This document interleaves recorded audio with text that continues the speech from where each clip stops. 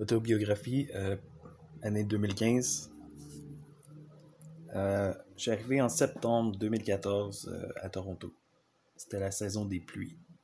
Je me suis retrouvé au Backpackers dans le Kensington Market, où ce que je dormais dans un deuxième étage d'un lit dans un petit dorm de près de 8 personnes.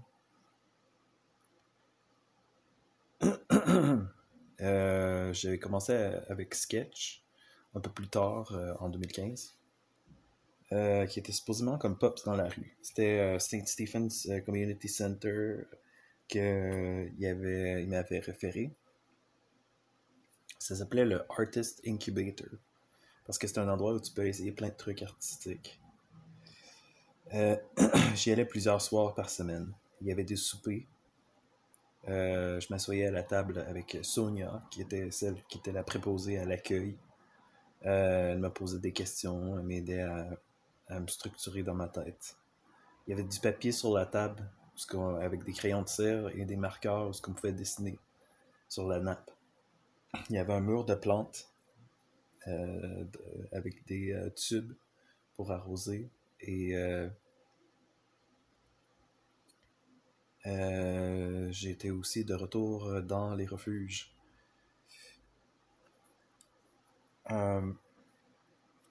J'avais une façade de télé-réalité.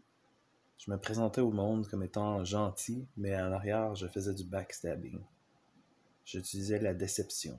Un peu plus tard, j'ai décidé d'être plus sincère dans ma façon de communiquer parce que les personnes croyaient à les mensonges que je disais ou à la déception. C'était pas des mensonges, c'était de faire semblant. Je voulais travailler avec du matériel qui allait durer avec le temps. Donc, je voulais travailler à l'encre plus qu'au plomb. J'avais amené mes princesses, mes dessins de princesses. J'en ai refait d'autres aussi. J'essaie de les vendre sur la rue. À Toronto, ils appellent ça du busking. Et ça prend un permis. Alors, j'ai été me faire un permis de busker. La personne dans le dorm, en bas, avait son portable. Faisait des beats avec un logiciel de musique.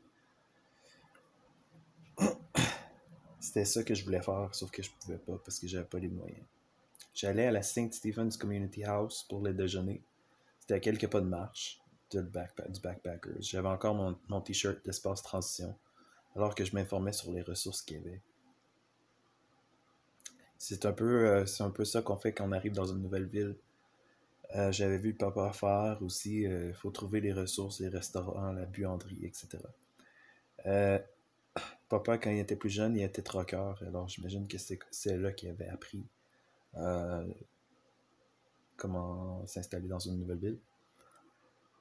J'ai manqué ma shot d'aller à Boston. En Ontario, l'ambiance de ma chambre me rappelait celle d'un aéroport. Je me demandais si cette ville était plus haute en altitude que Montréal. Je suis arrivé pendant le festival TIFF. C'est un festival de films où j'avais descendu sur la rue King et il y avait des tapis rouges avec du monde qui prenait des photos. J'ai vu Ellie Goulding qui faisait un spectacle dans un restaurant et on pouvait la regarder par le trottoir. Toronto est une ville internationale où ils reçoivent les artistes de Hollywood et c'est dans cette période que ces artistes, ces gros artistes-là arrivent pour le TIFF Festival. Il y a beaucoup de roulements de monde parce qu'il y a une grosse partie de la population qui sont juste là pour passer quelques temps et puis ils repartent. Il y a juste un autre pourcentage de la population qui reste là à l'année longue. Il y avait les personnes qui étaient dans mon backpackers, certains restaient à l'année longue dans le backpackers. Ça revenait environ au prix d'un appartement. La ville est fébrile dans ce temps-là parce que le monde sont excités de voir les vedettes. Il y a une activité qui s'appelle le Celebrity Spotting, quelque chose comme ça. où c'est un divertissement de faire que le monde il découvre des artistes qui sont sur la rue, comme ah, c'est Tom Cruise, bon, c'est peu importe, des grosses vedettes d'Hollywood. Euh, Plusieurs personnes étaient fières de me dire que Toronto, c'est la troisième ou la quatrième plus grosse ville en Amérique du Nord après New York, Los Angeles et Chicago. Je ne savais pas parce que quand je suis parti de Montréal, je pensais que Toronto c'était la ville clone de Montréal, sauf en un petit peu plus gros. J'avais tort. C'est beaucoup plus gros. Mon but c'était pas de rester. Je voulais aller faire du couchsurfing ou du woofing sur une ferme en France. Pourquoi j'ai resté? Parce qu'il fallait que je me stabilise. J'avais signé des papiers. J'étais sur des listes d'attente. Parce que ici, il y a Access Point, ça s'appelle, quelque chose. Il était sur une liste d'attente de plusieurs années, genre 7 ans de temps et plus. En tout cas, c'est ce qu'on te dit, pour avoir un logement. Et puis, c'est la base, là, c'est quand tu arrives ici, tu signes tes papiers.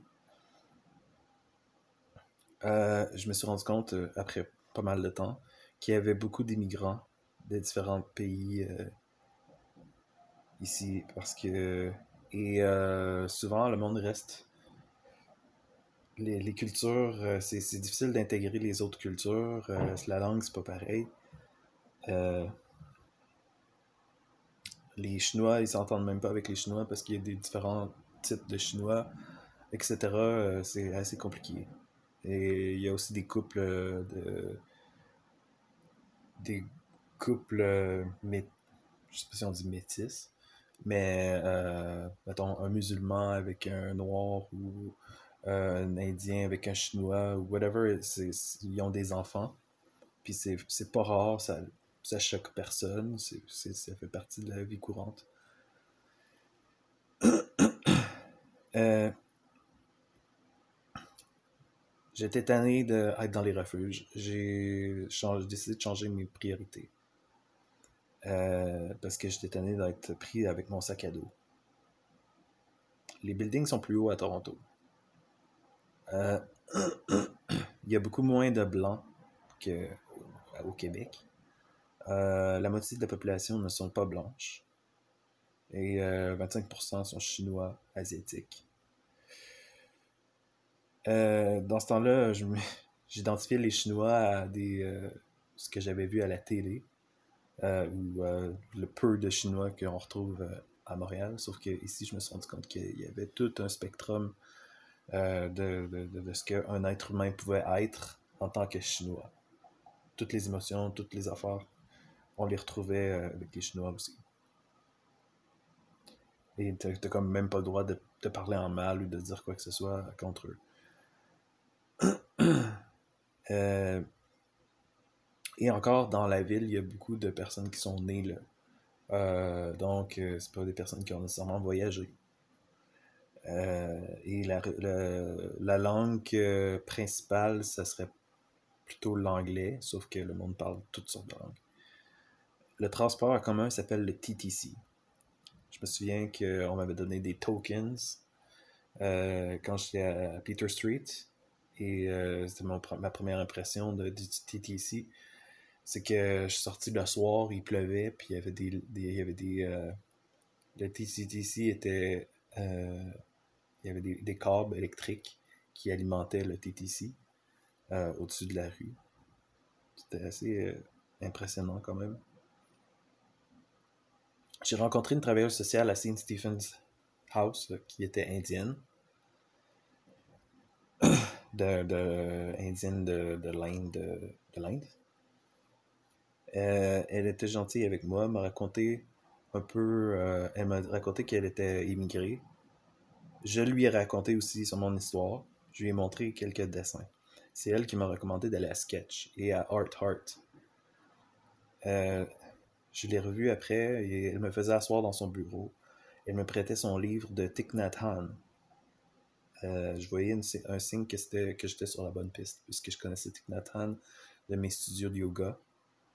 Et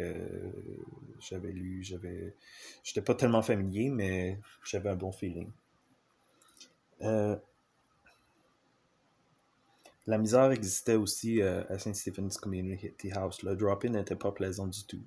C'est du monde comme on retrouvait dans les refuges à Montréal. On nous servait des déjeuners, des bols de céréales.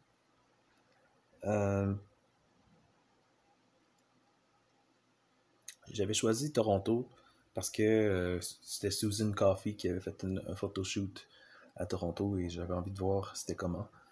Ces photos étaient prises à Markham et à Pacific Mall. C'est ce que j'essaie d'aller voir aussi. C'est difficile de tout voir par contre à Toronto parce que c'est tellement grand. J'avais l'impression de faire quelques pas en arrière quand je suis arrivé parce que j'avançais vraiment, je m'améliorais vraiment vite à Montréal. Puis là, c'était un peu à recommencer, sans mes ressources. J'avais apporté mon hula hoop aussi en voyage. J'étais arrivé en train. J'ai vu plusieurs gratte-ciels au loin avec une air plus polluée.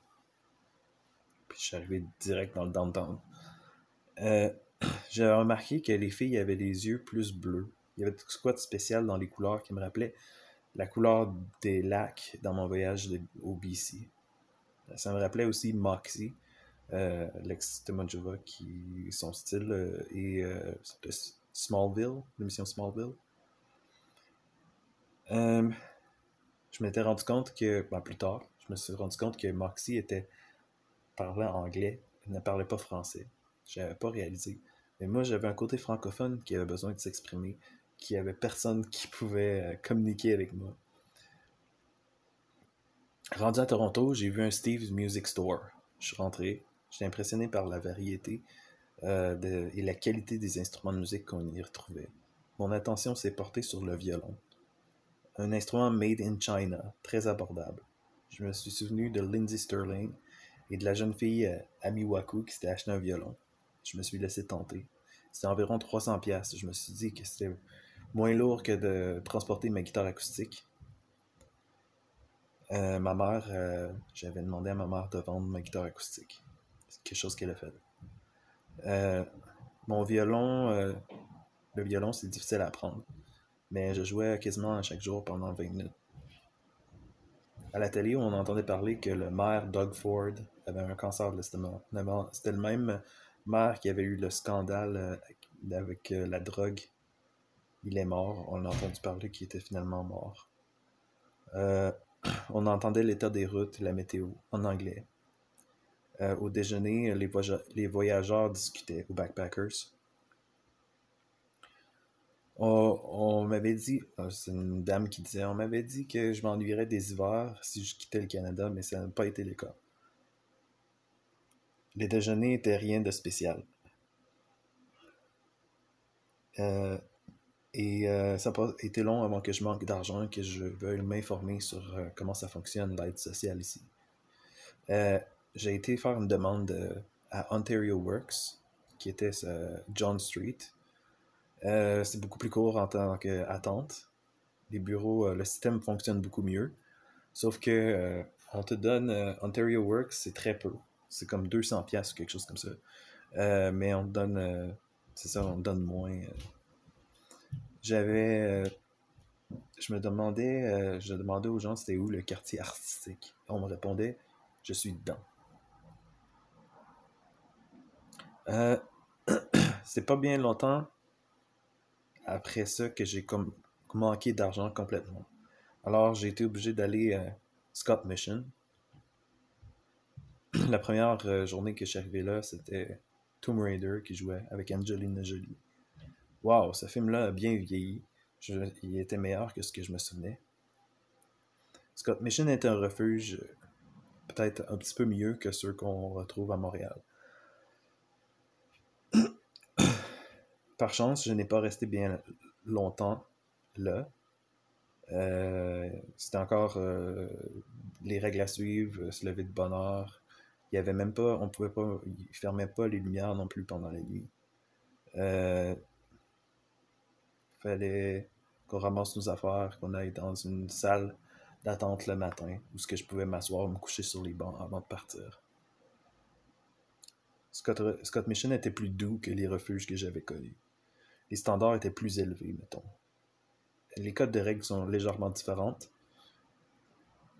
Et il y a moins d'itinérants à Toronto. Du moins, on les voit pas. Ou on n'en parle pas non plus. La douche était toujours emmerdante. Et j'avais quand même une certaine intimité parce que c'était pas des douches collectives. Mais il y a des caméras partout et les intervenants te guettent. Ouais, il y a des télés partout aussi. Euh, en frais de musique, un des premiers trucs marquants que j'ai découvert, c'était que la mode des années 90 est toujours présente. Il n'y a pas de honte à écouter des vieux morceaux de musique. Alors qu'au Québec, j'ai l'impression qu'on cherche toujours à être à jour. Par exemple, la musique qui jouait à la télé à la réception du Backpackers, c'était Smash Mouth. Personne n'avait de trouble de ça. Personne n'avait de trouble avec ça. Et j'étais excité par l'idée de ne pas être pris dans des quotas francophones. Une grosse tune de 2015 que je me souviens, c'était Charlie XCX, Boom Crash. Il y avait Ariana Grande et Ed Sheeran.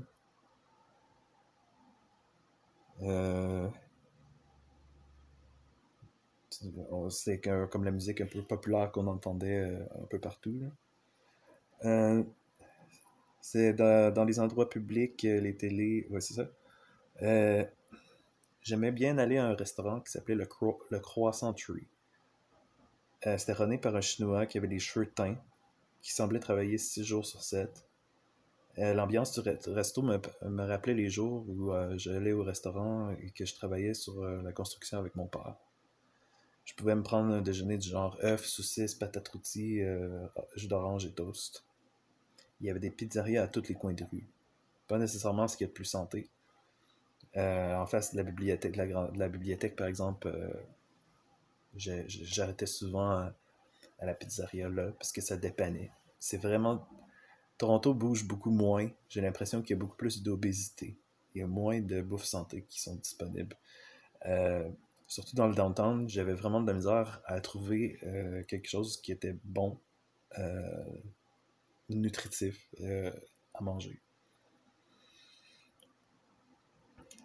Et j'ai pas trouvé de gym non plus.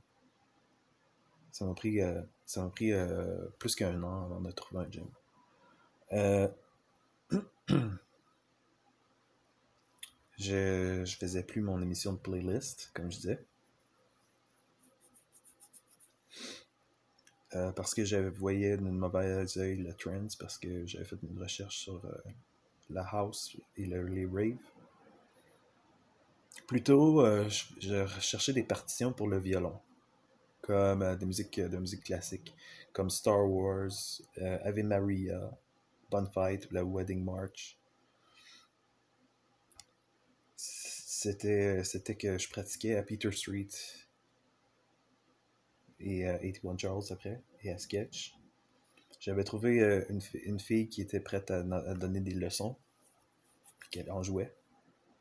Et elle m'avait aidé à apprendre à lire la musique et m'avait donné quelques cours. Euh, à Toronto, c'est facile de passer incognito. Il n'y a pas de limite de temps non plus à la bibliothèque. La bibliothèque a 5 étages. C'est immense. Il y a une tonne d'ordinateurs. Il n'y a pas de limite. Que tu peux passer la journée là si tu veux. Il y a des Starbucks. C'est la mode d'aller dans les coffee shops avec son portable. Euh,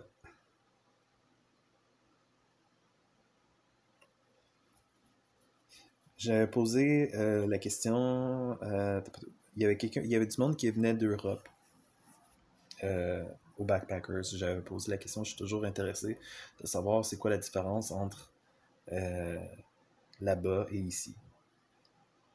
J'avais aussi rencontré deux autres personnes de l'Europe à Art Heart. J'avais posé la même question.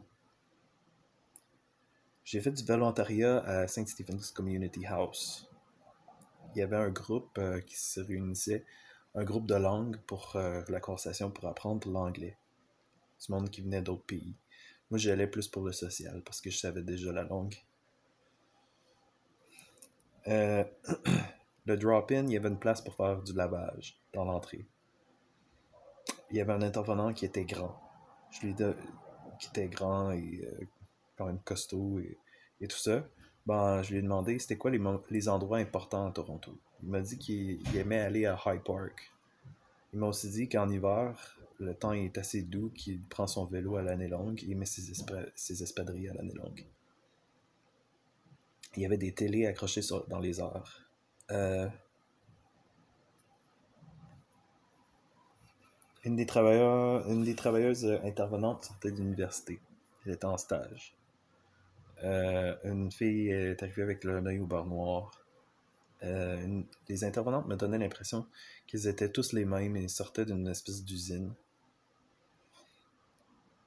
J'ai essayé d'y parler, mais j'ai décidé de laisser faire comme j'avais tellement eu d'intervenantes dans le passé qui avaient été importantes pour moi, j'avais pas envie de recommencer avec une nouvelle.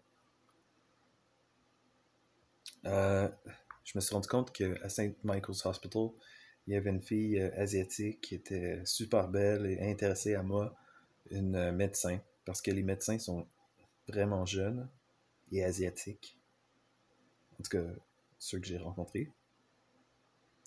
Euh, J'allais aussi chez le chiro, un chiro qui était pas loin du Backpackers, dans le sous-sol d'une pharmacie. C'était un jeune chinois. J'étais étonné de voir à chaque fois comment il était jeune. Et puis, il me faisait craquer le dos à chaque séance. Il m'attendait sur une table, il faisait craquer le dos. Et on m'amenait à une machine pour me coller des trucs sur la peau qui m'envoyait des mini-chocs électriques en faisant contracter les muscles. Ça coûtait quand même assez cher. J'ai dépensé quelques centaines de dollars avec ces traitements. Je ne sais pas à quel point ça a été efficace. Mon objectif, c'était de me redresser la colonne vertébrale parce que je savais que j'avais le dos courbé. Euh, ah oui, l'intervenante faisait un jeu de mots avec Fun Guy. Fun Guy, comme Fungus. Fun Guy, comme une maladie de peau. Euh, Là, à Toronto, tout était servi dans du plastique. Et je me souvenais que mon coloc des PA m'avait dit ce qu'il m'avait dit. Alors, ça me faisait capoter. Mais j'avais pas moyen d'éviter le plastique avec la bouffe chaude dedans. Euh, il y a eu des séances d'acupuncture pour les oreilles. J'en ai essayé quelques-unes. Ça faisait mal. Il fallait garder les aiguilles pendant environ 30-20 minutes. J'ai aussi essayé de la vraie acupuncture, pas dans les oreilles, ailleurs. Euh, Ma travailleuse sociale disait qu'elle était contente d'avoir immigré.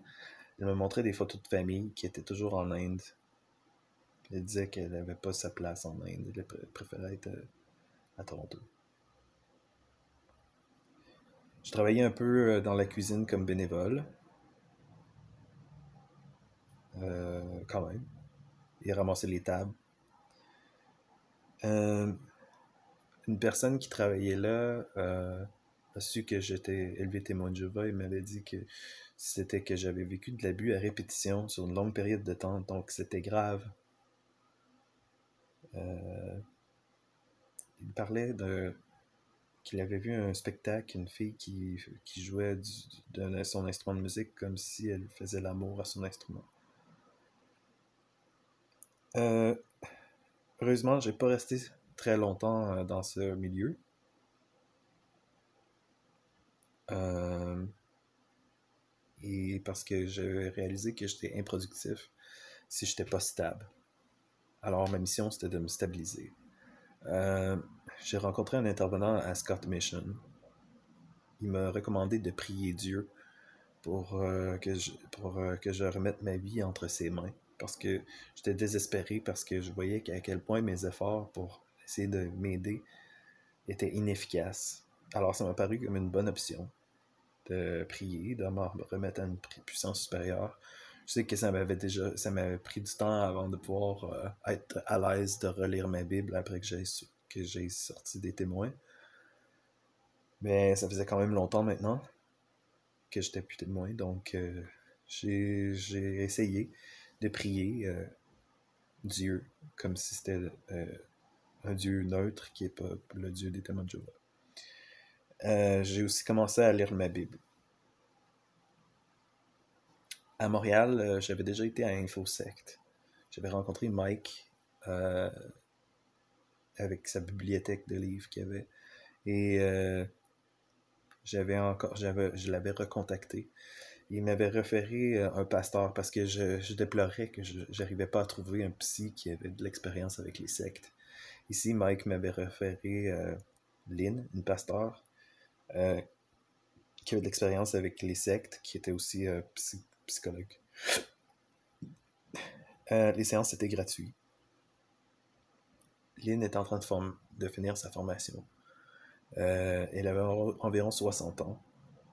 Et elle était pasteur d'une église baptiste sur Danforth. Elle laissait la porte entrée pour nos séances. Je la voyais à toutes les semaines pendant plus qu'une heure, je pense 1 heure et demie, genre. Je l'ai vue pendant une longue période de temps. À chaque semaine ou chaque 2 semaines. Je la voyais quand j'habitais à 81 Charles. C'était elle qui m'a aidé, peut-être me donner un support moral. Et j'appelais aussi la Warm Line parce que j'avais besoin de parler à quelqu'un. Donc, presque à chaque soir, un coup que j'étais sorti de Peter Street, j'appelais la Warm Line pour essayer de me donner un boost, de l'encouragement, parce que c'était un moment assez difficile pour moi. J'ai resté à Peter Street pendant environ 4 mois. Ça, j'ai été transféré de Scott Mission à Peter Street.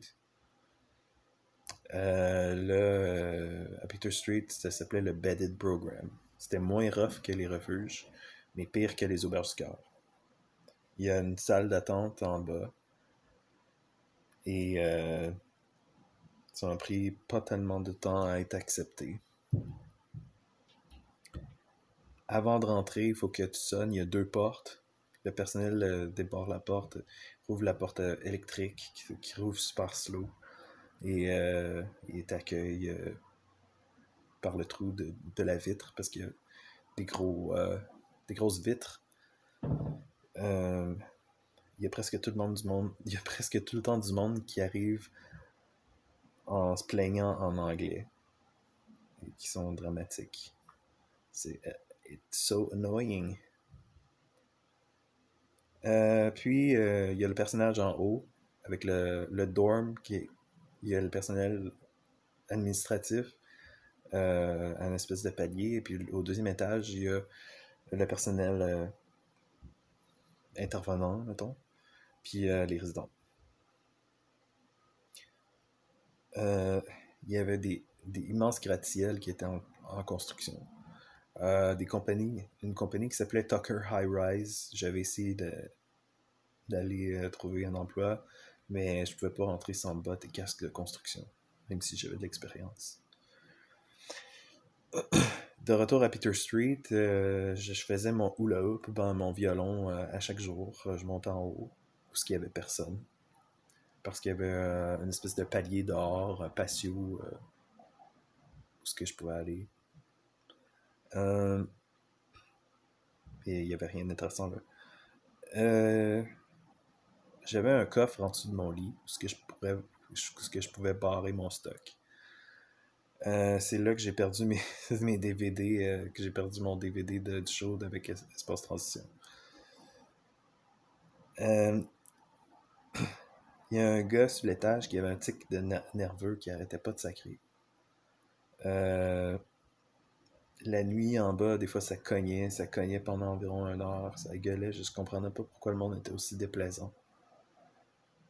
Je pense que si le monde serait tous gentils au refuge, ça serait déjà mieux, mais c'était pas le cas. Il y avait une vieille dame qui dormait toute la journée, sauf pendant les repas. Elle avait des couettes et un air de Ozzy Osbourne. L'autre en face de moi, peut-être un peu plus vieux que moi, il ressemblait à un des membres du band Three Doors Down. Euh, mais évidemment, il y a du monde tranquille aussi qui sont à leur affaire. Euh, un autre gars qui avait l'air gentil, avec qui j'avais eu une conversation, j'essayais de l'encourager parce qu'il se faisait écœurer. On l'a surpris dans les toilettes en train de se droguer. Le lendemain, il était même plus capable de parler ou se tenir debout. Il regardait le vide. Ça t'affecte veut pas quand tu vois ça, des affaires comme ça. Il y a des gens qui meurent là aussi. Et on l'annonce. Le matin, ils ont trouvé un gars mort sur le plancher dans la salle d'attente. Waouh! Ces programmes sont censés nous aider, mais dans les faits, euh,